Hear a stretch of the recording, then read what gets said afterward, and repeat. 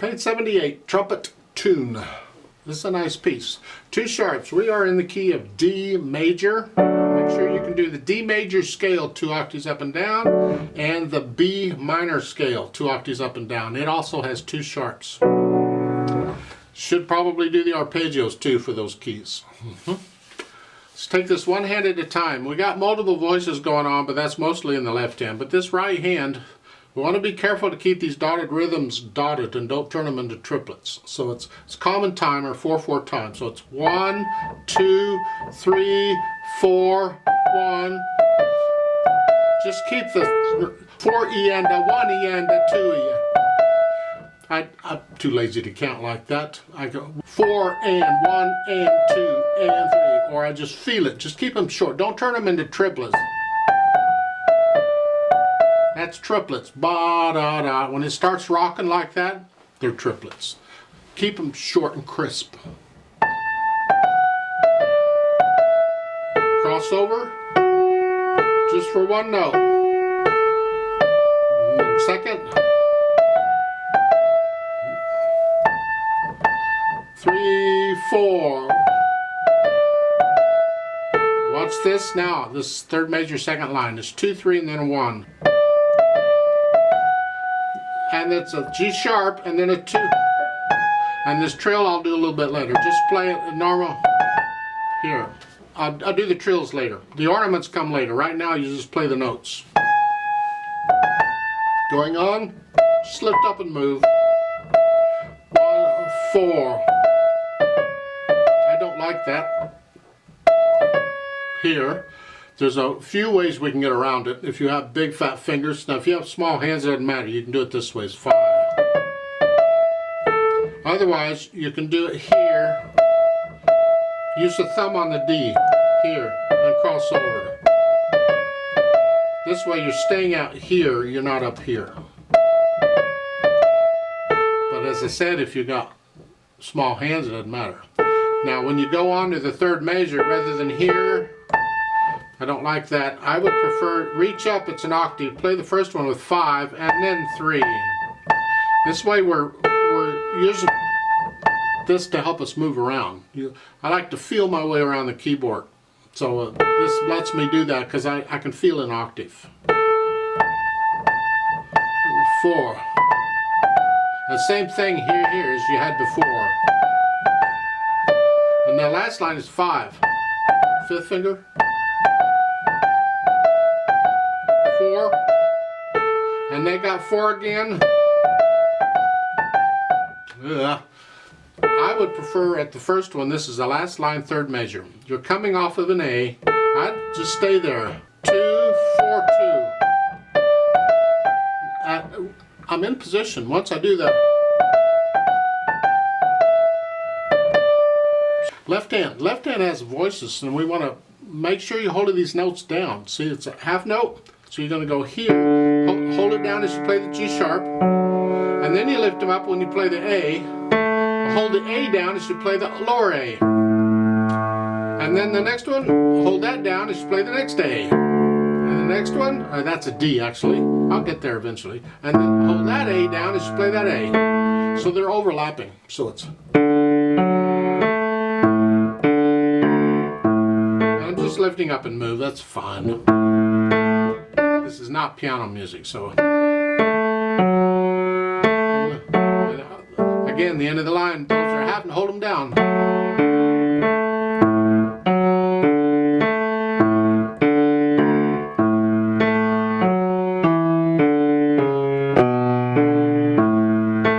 Okay, third line down. You lift this A up when you play that A. Right there.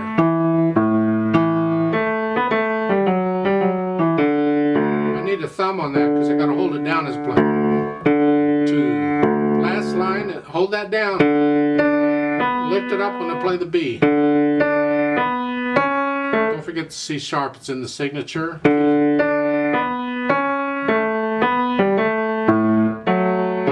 Here. Now, if it'll help you, because I need to hear, I can play the C sharp with 4th finger in that. Here, and then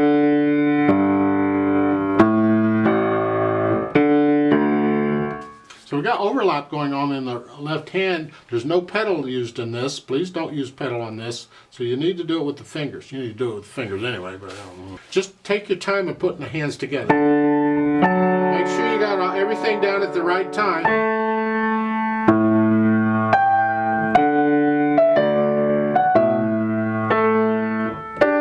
See here, I don't like this, but I don't have a choice. As I said, this isn't piano music, so it's here.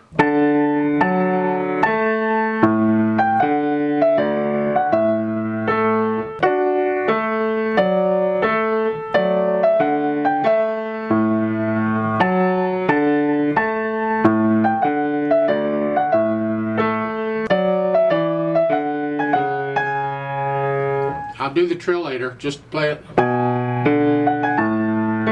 the third line.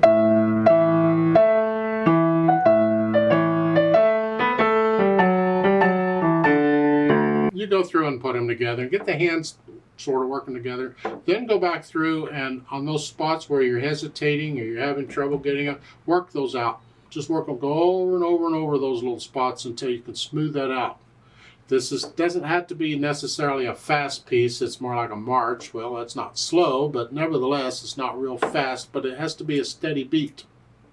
You have to pretend on this one that people are actually moving to this. I don't know that they would or not, but yeah. As far as articulation goes, there isn't really any articulation given. You have to get into the music. You have to start feeling the music, and you may play some staccatos occasionally. Otherwise, you pretty much just play it.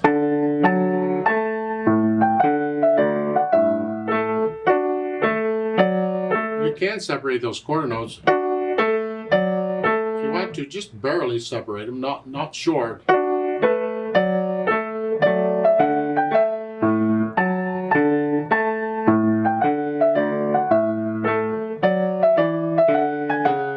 And this trill, 16th notes, 1 eanda, 2 eanda.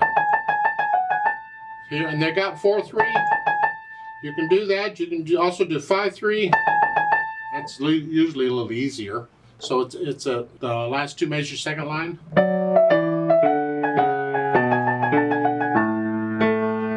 Da-da-da-da-da-da. Your fifth finger. There's different fingerings for it. This is good exercise using these because these don't want to work this way. It's good for you. You should do it in both hands. But you can also use 5.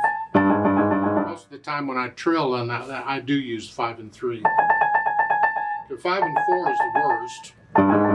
But 5 and 3, just make sure you start it on the A, not on the G sharp. There. Then go on.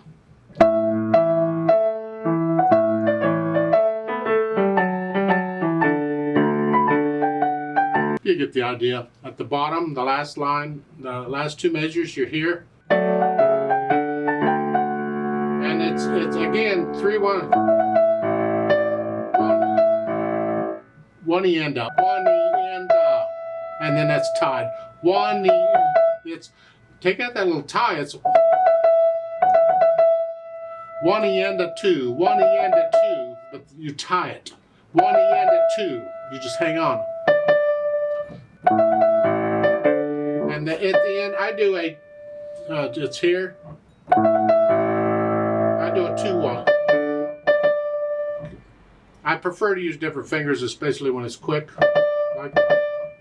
It's easier for me. You gotta get used to it. Not all piano players do that. They'll use the same finger if they can.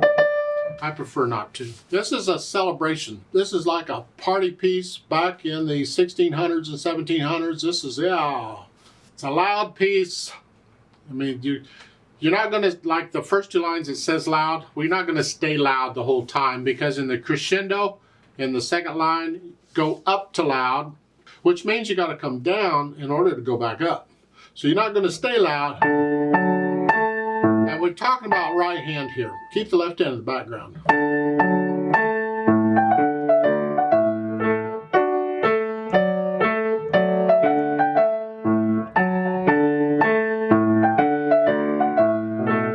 I would come right, I'd start this lower. So here. Yeah, I'd come down about a medium soft and go back up to loud here. Then you repeat that. Let's go on the third line. You come down a bit to moderately. Keep the left hand soft.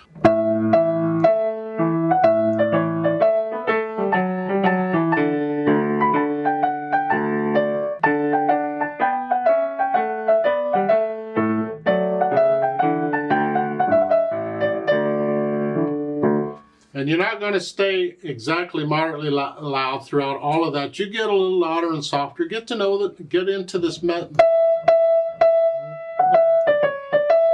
up to loud. And then as you start this a little softer and go back. Like so.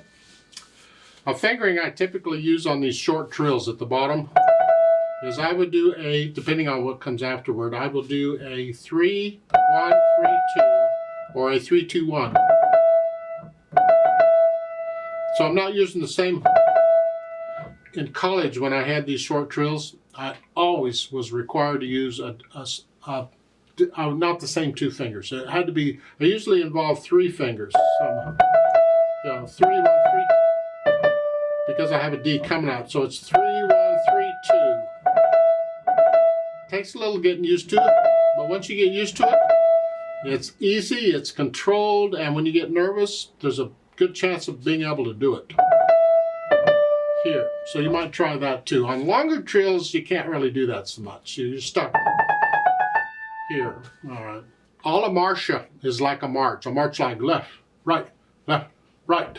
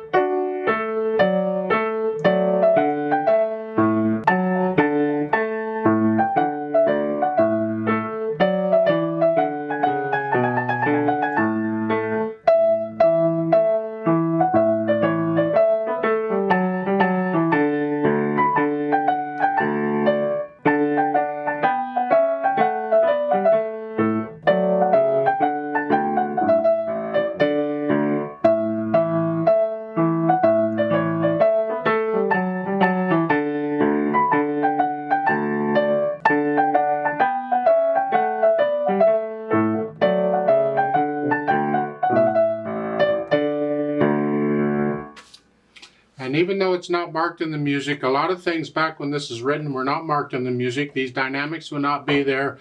The trills and stuff probably would not be there. You're expected to know how to interpret the music. They were taught way back then on how to do it. And one of the things you would do is you would learn about the dynamics and the articulation and things, and you would just do it. All they would give you would be the notes. They wouldn't even give you speed. Probably common time tells you it's about a nice steady speed in the middle somewhere. Well, also they don't give you any retardandos, anything to slow down. But it's expected that you would do it. Typically at the end of a piece, second time, you don't slow the trill down. You keep that quick, but you might hang on to it a little longer before, and then you slow down. You slow down at the end, and you just be expected to do it. So if you want to add a retardando there in the last measure or two, a half measure, what? Huh?